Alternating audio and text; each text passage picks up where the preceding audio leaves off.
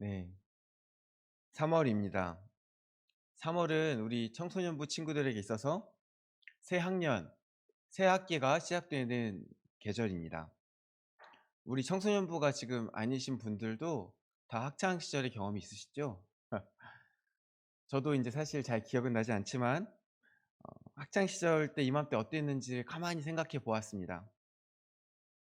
좀 설레기도 하고 걱정도 되었던 것 같습니다. 우리 최은찬이는 이제 다른 지역으로 인제 고등학교로 올라가면서 가기 전부터 걱정을 좀 많이 했던 것 같아요. 우리 세연이도 좀 원래 있던 곳을 떠나서 다른 곳으로 가게 되면서 걱정을 하진 않았나 싶습니다. 우리 장은찬이는 별 걱정 없이 지냈는데 올라갔더니 반에 친한 친구가 한 명도 없다고 올라가서 인제 어려워하는 것을 좀 본 것 같습니다. 새 학년 새 학기 때는요, 누군가를 새로 만나고 새 친구를 사귀는 때입니다. 이때에는 설렘과 기대, 그리고 우리 은찬이처럼 걱정이 찾아옵니다. 당연한 일입니다. 꼭 새 학기가 아닐지라도 우리가 어떤 새로운 환경으로 가게 될 때에는 되게 그렇습니다. 우리 인제 종욱이는 이제 대학을 다니게 될 텐데 그 마음이 더욱더 설레고 또 한편으로는 걱정도 될 수도 있습니다. 이것은 굉장히 자연스러운 우리의 모습입니다. 이러한 상황 속에서 우리는 걱정이 무색하게 잘 적응을 할 수도 있고, 또 반대로 별 걱정이 없었는데 상황이 꼬이는 경험을 할 수도 있습니다. 우리 최은찬 씨는 잘 적응하고 있습니까? 축구하는 것을 다른 친구들이 목격하였다는 이야기들을 하던데. 네. 우리 또 장은찬이는 슬슬 적응해서 반에서 떠들기도 하고 반장 선거에도 나가고 하는 것 같습니다. 세연이도 인제 바뀐 학교에 잘 적응하고 있습니까? 인제 각자 삶 가운데 걱정과 설렘이 있었는데 그 모습들을 인제 보면서 걱정이 사라지기도 하고, 또 근데 더 증폭될 수도 있습니다. 왜냐하면 새 학기에는 서로가 서로를 잘 모르잖아요. 그러니깐 이 친구가 하는 말이 그 언어가 익숙하지 않아서 말 한마디에 오해를 하기도 하고 또 오해를 사기도 합니다. 그러다 보면 우리가 아무 죄 없이 누군가에게 미움을 받기도 합니다. 간혹 내가 잘 보이고 싶은 사람이 있는데 그 사람에게 미움을 받기도 하고, 또 상황이 굉장히 안 좋게 꼬이면 심지어 내가 뭐 잘못한 것도 없는데 반에서 안 좋은 소문이 퍼져서 어떤 마치 같이 상종하면 안 되는 쓰레기 같이 어떤 그런 소문이 나는 경우도 있습니다. 앞으로 학창 생활을 계속 하시면서 또 그리고 사회생활 하시면서 그런 경험을 많이 하시게 될 것입니다. 어쩔 수 없습니다. 왜냐하면 사람의 속마음이 다 드러나지 않기 때문입니다. 그리고 우리는 각자 다른 기준을 가지고 있기 때문에 제가 가진 기준으로 이것이 괜찮을지 몰라도 다른 사람이 가진 기준으로 보았을 때 그것이 이상할 수도 있습니다. 그렇기 때문에 수많은 오해를 가지고 욕을 먹기도 하고 또 욕을 할 수도 있습니다. 그런가 하면 또 우리 잘생긴 친구들이 우리 교회에 몇 명 있는데 이런 친구들은 시기와 질투를 당하여서 또 안 좋은 소문을 당하기도 합니다. 인간의 한계가 있는 거죠. 인간의 한계 속에서 우리는 때로 억울하게 공격을 당하기도 하고 또 공격을 하기도 합니다.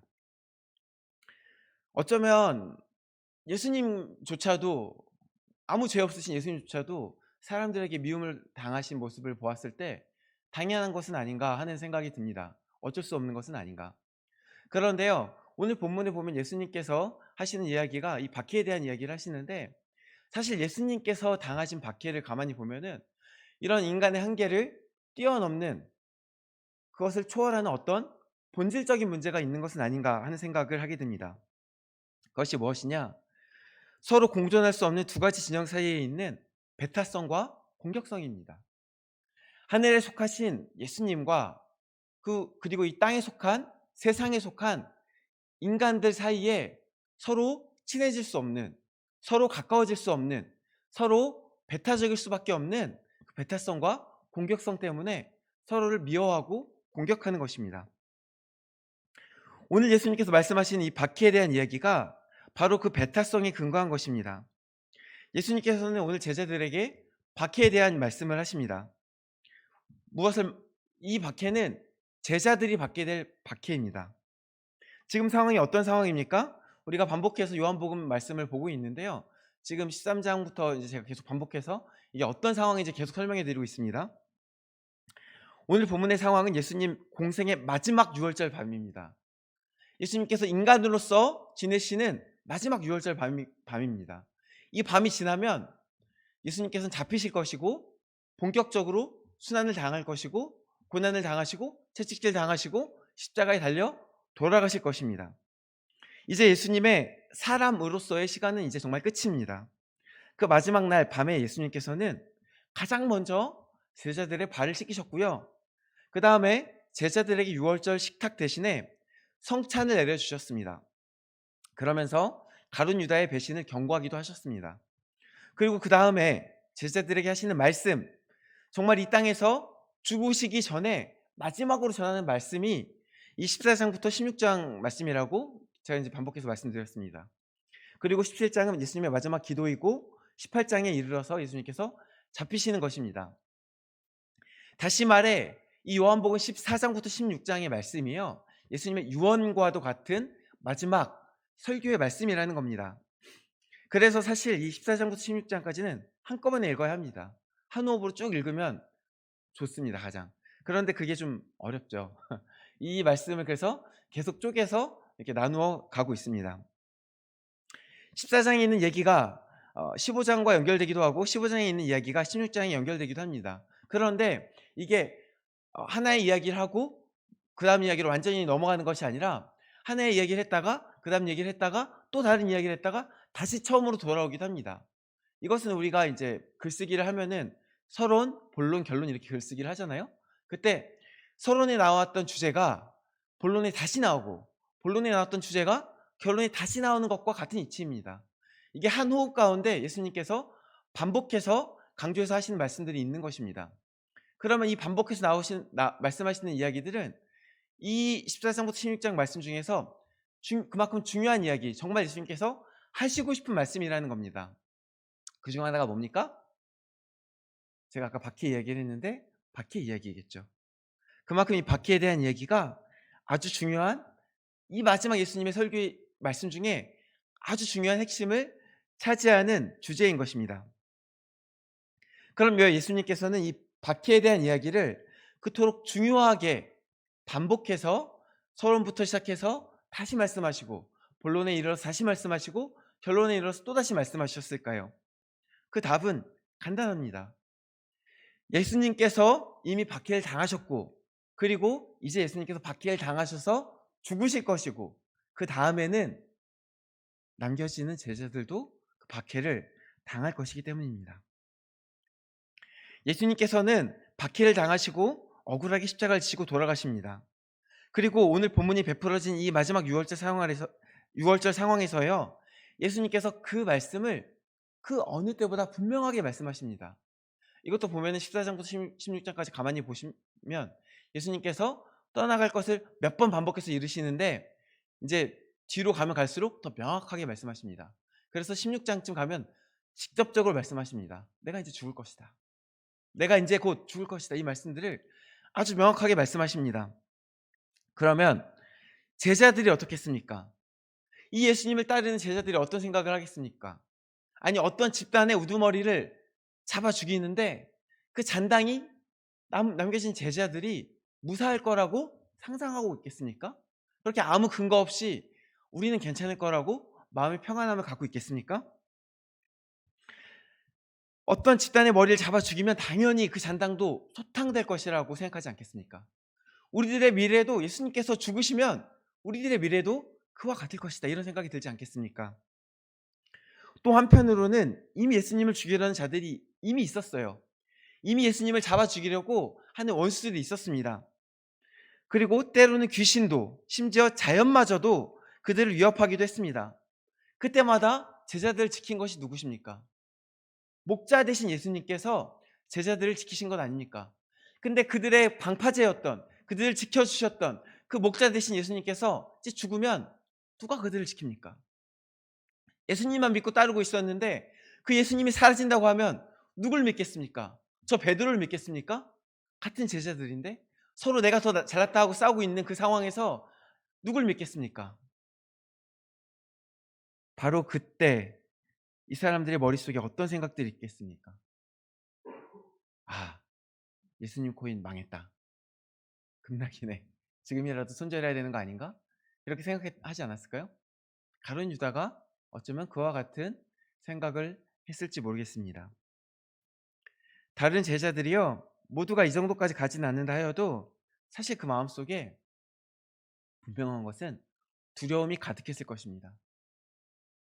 그 마음을 가득 채운 것이 다른 것이 아니라 예수님께서 점점 더 무서운 이야기를 할 때 내가 떠날 것이다. 내가 곧 갈 것이다. 내가 죽을 것이다.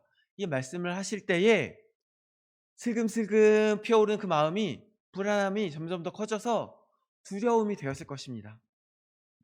실제로요. 예수님이 돌아가신 이후에 제자들이 어떻게 되었습니까? 모두 도망하였습니다. 예수님은요. 사실 다 아셨습니다. 제자들이 도망할 것을 아셨냐고요? 물론 그것도 아셨습니다. 그런데 그보다 더 본질적으로 예수님께서 무엇을 아셨냐?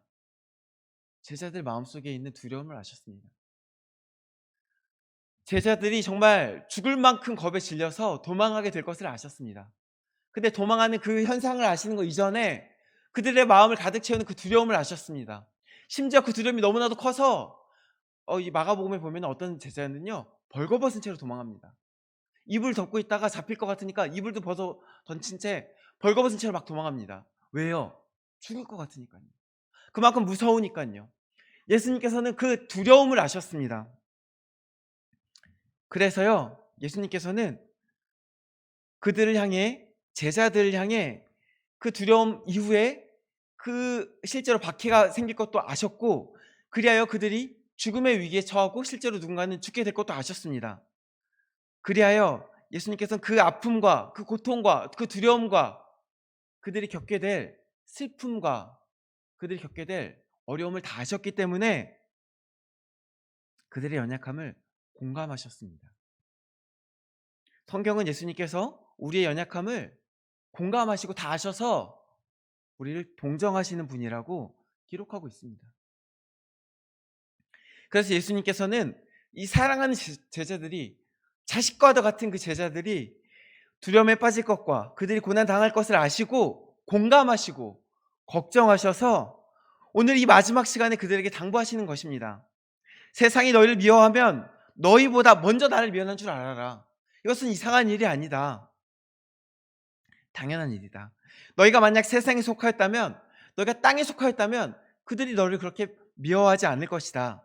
그들이 너희를 원수 여기지 아니할 것이다. 그러나 내가 하늘에 속한 것처럼 내게 속한 너희들도 하늘에 속하였기 때문에 그들이 너희를 가만두지 않을 것이다. 그들이 시기하는 마음으로 빛이 속한 너희들을 가만두려 하지 않을 것이다. 너희들을 미워할 것이다. 내가 너희에게 종이 주인보다 더 크지 못하단 말을 기억하라. 종은 결국 주인에게 속하는 것이 아니냐. 주인인 내가 박해를 받은 것처럼 내게 속한 너희도 박해를 받을 것이고 너희도 결국 어쩌면 죽음에 이르게 될 것이다. 예수님께서는요. 이 제자들을 걱정하셔서 그들이 받게 될 박해를 먼저 분명히 말씀해 주시는 것입니다. 이것은 제자들을 겁먹게 하기 위함이 아닙니다. 예수님께서 그들을 겁먹게 하여 그들에게 어떤 말을 하고 그들 마음대로 조정하고자 그 말씀을 하시는 것이 아닙니다. 오늘 본문 16장 1절에 뭐라고 말씀하십니까? 내가 이것을 너에게 이름은 너희로 실족하지 않게 하려 함이니. 예수님께서는요. 그들이 실족하지 않게 하기 위해서 미리 예방주사를 놓듯이 말씀해 주시는 것입니다. 너희가 먼저 알고 먼저 대비하여라. 그리하여 그날에 넘어지지 말아라. 이것이 이상한 일이 아니다. 걱정하지 말아라. 사람들이 너희를 추기할 뿐 아니라 때가 이르면 너희를 죽이려고까지 할 것이다. 그러면서도 스스로 생각하기는 본인들 생각에는 내가 하나님을 위해 이 일들을 행한다 이렇게 말할 것이다. 실제로 나중에 유대인들이요 제자들을 죽일 때 명분이 무엇이었습니까? 바울이 아직 사울이었을 때 스데반을 죽였습니다.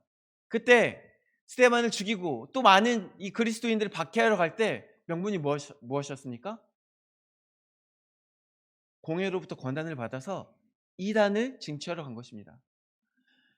이단을 가서 내가 이 이단들을 올바른 길로 인도한다는 그 공의를, 스스로는 공의롭다고 그것을 하나님을 위한 일이라고 믿고 나아간 것입니다.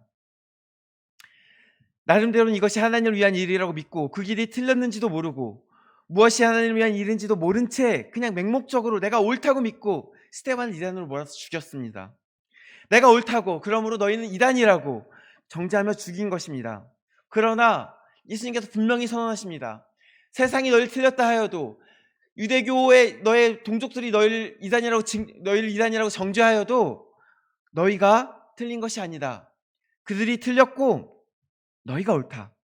그들이 스스로 말하기를 내가 하나님의 일을 한다 말하겠지만 그것은 그들이 아버지와 나, 지금 예수님께서 말씀하시는 것이기 때문에 예수님 자신을 말씀하시는 것입니다. 아버지와 예수님 자신을 모르기 때문에 하는 일이라고 분명히 선언하시는 것입니다. 너희가 틀린 것이 아니다. 그들이 너희를 죽이려 하고 심지어 그것이 하나님을 위한 일이라고 그렇게 주장하지만 너희가 잘못된 것이 아니다. 걱정하지 말아라. 내가 와서 분명히 말하였으니 그들이 죄 없다 말하지 못할 것이다. 내가 하나님의 이름으로 와서, 예수님께서 말씀하시기를 내가 하나님의 이름으로 와서 이 세상 가운데 놀라운 하나님의 일들을 행하였고 심지어 부정할 수 없는 죽음에서 다시 살아나는 기적까지도 보였는데 그들이 그것을 부정하고, 예수님께서 하나님께서 보내신 이들을 부정하고 그에게 속한 자들을 죽이려 한다면 그것은 핑계할 수 없는 악한 일들이다. 너희는 그것을 믿지 말고 그것에 휘둘리지 말고 나를 따르라. 그럼에도 불구하고 너희는 스스로 옳다는 것을 믿고 흔들리지 말고 실족하지 말고 그 길을 그대로 가라. 이렇게 말씀하시는 것입니다. 그러므로 제자들은요, 마음을 굳게 먹어야 합니다. 그들이 박해를 당하여도 그 길이 옳은 길임을 믿고 붙들어야 한다고 예수님께서 말씀하시는 것입니다. 세상 모두가 틀렸다고, 내가 이단이라고 그들이 가는 길이 옳은 길이며 그리고 또 그들의 가는 길이 생명의 길임을 흔들리지 말고 붙들어야 합니다. 세상이 아무리 틀렸다 할지라도 이 진리의 말씀을 붙들고 계속 나아가야 한다는 것입니다. 그런데 제자들도 사람이지 않습니까? 사람들이 다 같이, 온 세상이 네가 틀렸다고 말할 때 어떻게 붙들 수 있겠습니까? 심지어 괴롭히고 죽이려 하고 박해할 때 그 상황 가운데서 그 마음이 어떻게 흔들리지 않고 그 중심을 지킬 수 있겠습니까? 그럴 때 우리 16절 말씀이 제자들을 붙들 것입니다. 15장 16절 말씀입니다. 너희가 나를 택한 것이 아니요 내가 너희를 택하여 세웠나니 이는 너희로 가서 열매를 맺게 하고 또 너희 열매가 항상 있게 하여 내 이름으로 아버지께 무엇을 구하든지 다 받게 하려 함이라. 예수님께서 무엇을 말씀하십니까? 내가 너희를 택하여 세웠다. 내가 너희를 세상 가운데 택하여 세웠고 하나님께서 너희로 하여금 열매 맺게 하시는 것이다. 우리가 세상 가운데 흔들릴 수 있습니다. 틀렸단 말 들을 수 있습니다. 박해를 당할 수 있습니다. 그때 사람이라면 당연히 흔들릴 것입니다. 그때 무엇을 붙드는 것입니까? 내가 예수님을 믿은 것이 아니고 내가 예수님을 택한 것이 아니고 그 이전에 예수님께서 나를 택하셨다. 예수님께서 나를 택하시고 하나님께서 나를 하여금 열매 맺게 하신다. 이 말씀을 붙드는 것입니다. 사랑하는 청소년부 여러분, 그리고 성도 여러분, 그리스도인으로 살면요, 아까 말씀드린 것처럼 어떤 오해가 아니라 그런 차원을 넘어서 세상 가운데 어떤 반대에 부딪히게 됩니다. 그냥 그리스도인이기 때문에 다른 이들에게 이상하다는 소리를 들을 수 있습니다. 11조요, 수입의 10분의 1이나 하나님께 드린다고요? 여러분, 나중에 믿지 않는 사람과 결혼해서 11조 드린다고 해보십시오. 당장 부부싸움 하실 것입니다. 친구들이요, 미친놈이라고 할 겁니다. 10분의 1이요, 적지 않은 돈입니다. 살아보십시오. 그 돈이 없어서 힘듭니다. 근데 그거를 11조로 낸다고요? 세상 사람들 미친놈이라고 합니다. 주일마다 교회 가는 거요? 나 하나 즐기고 살기도 바쁜데 또 내가 일하는 거 열심히 일하며 살기도 바쁜데, 특히 사업하시는 분들, 특히 개인 장사하시는 분들, 주일 하루에 매출이 얼마인지 아냐고 따지고 들 것입니다. 그런데 주일에 나가서 교회를 나가서 예배를 드린다고요? 바보란 소리 들을 것입니다. "너 목사한테 호구 잡혔어."라는 소리 들을 것입니다. 가서 돈 바치고 시간 바치고 뭐 하는 짓이냐는 소리 들을 것입니다. 사실 이 정도는 되게 별거 아닙니다. 그런데요. 또 인제 우리가 점점 더 세상 가운데 그리스도인으로 온전히 살려고 한다고 할 때 계속 인제 반대에 부딪힐 것입니다. 회사를 다닐 때 회사는 그 회사의 이익을 추구합니다. 근데 회사의 이익이 항상 공익과 부합되는 것은 아닙니다. 어떤 경우는 환경을 조금 망가뜨릴 수도 있고 또 같이 일하는 어떤 다른 회사에 손해를 조금 강요할 수도 있습니다. 상생이요. 배가 부른 소리라고 할 수도 있습니다. 일단 우리 회사가 먹고 살아야지. 다른 회사가 잘 되든 말든 일단 우리 회사가 지금 먹고 살아야지. 지금 죽게 생겼는데 그게 무슨 소리야. 이런 소리를 듣게 될 것입니다. 환경 그거 지금 왜 우리가 책임져야 돼. 다 같이 그것을 한 일인데 이런 이야기 듣게 될 것입니다. 대놓고 불법을 저지른 이야기는 하지 않을 거예요, 우리나라에서 이제 보통. 그러나 다른 사람의 불이익이나 어떤 공익이나 어떤 환경 가운데 손해를 주는 일을 끼쳐서라도 회사에 돈을 벌어오라고 이야기하게 될 것입니다. 그리스도인이라면 그때 그 마음 가운데 갈등이 있어야 합니다. 왜냐하면 하나님께서 그걸 원치 않으시거든요. 하나님께서 남의 것을 뺏어다가 이익을 얻는 것, 누군가를 손해를 입혀서까지 돈을 벌게 되는 것을 원하지 않으시거든요. 우리가 온전히 하나님을 믿게 된다면, 예수님의 제자로 살아가게 된다면 점점 세상 가운데 충돌을 경험하게 됩니다. 그때에 모든 세상이 너를 가리켜 틀렸다고 말할 때에, 또 때로는 그것이 눈에 보이는 어떤 공격으로 다가올 때에, 그때에 예수님께서 말씀하십니다. 너희가 틀리지 않았다. 그들이 틀렸다. 내가 이미 너에게 선한 길을 보인 것이 아니냐. 내가 너를 택하여 세상 가운데 선한 열매를 맺고자 너희를 부른 것이 아니냐. 흔들리지 말고 나를 믿고 따라오너라. 예수님께서 말씀하실 것입니다.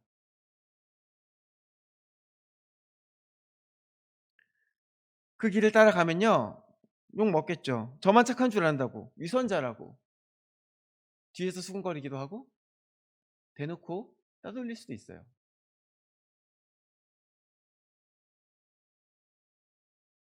그런데 그럴 때 우리는 그 세상 가운데 또 맞서 싸울 수도 없습니다. 아니 이게 옳은 길이라고. 아니 환경을 보라고. 목소리 높여 같이 싸우고 싶은데 아니 상생하셔야죠. 아니 과장님, 사장님도 돈 버셔야죠. 우리만 돈 벌면 어떡합니까? 같이 싸우고 싶은데